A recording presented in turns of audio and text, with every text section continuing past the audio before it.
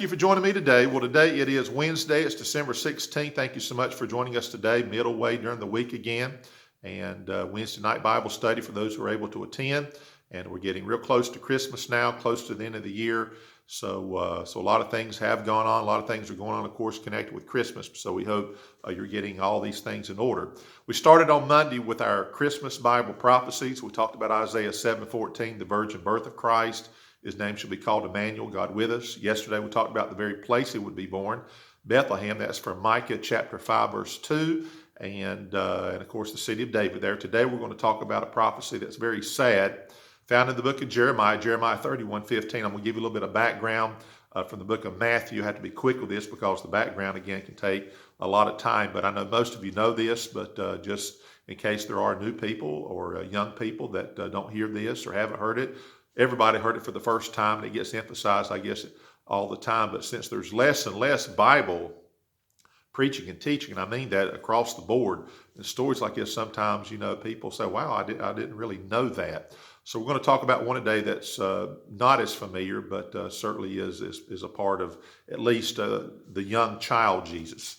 Now, we know about the wise men. They came to worship Jesus. They were led by a star. That star led them to Jerusalem. They had a conversation with King Herod and says, we're looking for a king. And he's a child. He's a young child, a very young child. And we want to come and worship him. And we've got presents for him. Of course, King Herod acted like he was greatly interested so that he could also bring some adoration to this king. But he wasn't interested in that. So he said, look, once you find him. But they started inquiring, and they says, okay, you're pointing us to the area. We appreciate that. With the help of people who knew where Jesus was born. And then, of course, the star kind of activated itself. I don't know any other way to say it other than the star became that guide again. I'll put it that way. And it led them to Jesus, and they were able to bring their presents and all of that. But, of course, they were warned not to go back to Herod and say, here's where he's at. So Herod knew that, realized he was mocked, and he got mad and says, you know what, I'll take care of this one child, but taking care of all these children that he assumed would be the age, and that was the 2-year age of those boys. So he went throughout his kingdom. I don't know the whole area, but a large area, no doubt about it, and basically had those children destroyed. Here's where our verse picks up in Jeremiah. Interesting how 600 years before that event would happen, it's recorded here in Jeremiah, and Jeremiah going through all that he's going through. Living right before the destruction of Jerusalem, the walls, the temple, and all of that, and living during that time, and then living a little bit after that. So here's this prophecy that speaks about the destruction of those children. It says, "Thus saith the Lord, a voice was heard in Ramah, lamentation and bitter weeping. Rahel weeping for her children, refused to be comforted for her children because they were not." Can you imagine how terrible that was? Imagine the soldiers arriving and families not knowing really what's going on, perhaps, and asking about, is there any children? What's their age? And then, of course, taking the children that would correspond with that two-year age, and those boys being destroyed, and all those mothers and families weeping. And imagine growing up in that time period, realizing that there were children that were that age that were destroyed. How many would it have been? Well, I don't know. But this is a prophecy. But as bad as that was and how terrible that was, the next verse is very interesting. And I know I've read this verse many times, but here's a promise. Here's something that we can hang on to in events like this. Now notice what it says in verse 16. "Thus saith the Lord, refrain thy voice from weeping, and thine eyes from tears, for thy work shall be rewarded, saith the Lord. And they shall come again from the land of the enemy." Verse 17, "And there is hope in thine end, saith the Lord, that thy children shall come again to their own border."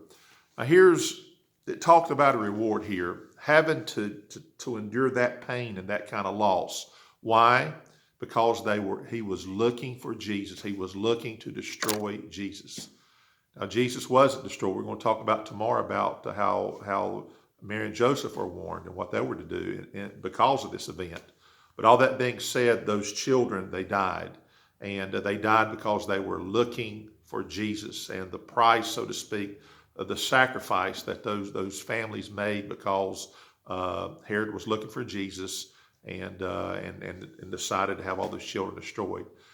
Now, let me say this, whatever we go through because of the Lord, because of serving Him, because of knowing Him, because of what others try to do toward Jesus, and they take it out on His people. They take it out on others because they're trying to destroy Jesus or trying to cause harm to Jesus. And we live during a time when the churches are facing what we've had to face because of Jesus, to be honest with you. Anytime we go through anything like that, and the Lord says, now look, because that happened, the Lord says there's going to be a day, there's going to be a time when there's going to be a reward for having to deal with that. It's kind of like when we live the Christian life and, we go through what we go through. There's going to be reward for standing up and living for Jesus. All that to say, those children were destroyed because King Herod was looking for one child, and that one child was Jesus.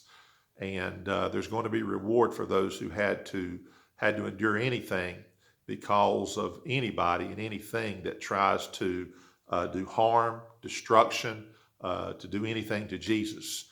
And so we know that there is reward for living for Him, even if it's something that, the world, King Herod was trying to kill some child. He may have not realized he was trying to kill Jesus, the Son of God. I understand that, but the fact that it happened to be Jesus, and all this is connected, of course, with the birth of Jesus and His life and all of that. So all that to say, you live for Jesus, there's going to be reward, even when it seems like there's loss. Even when it seems like, boy, why do I have to go through this to live right? Well, let me tell you something. There's going to be reward for that. And so you just keep serving the Lord.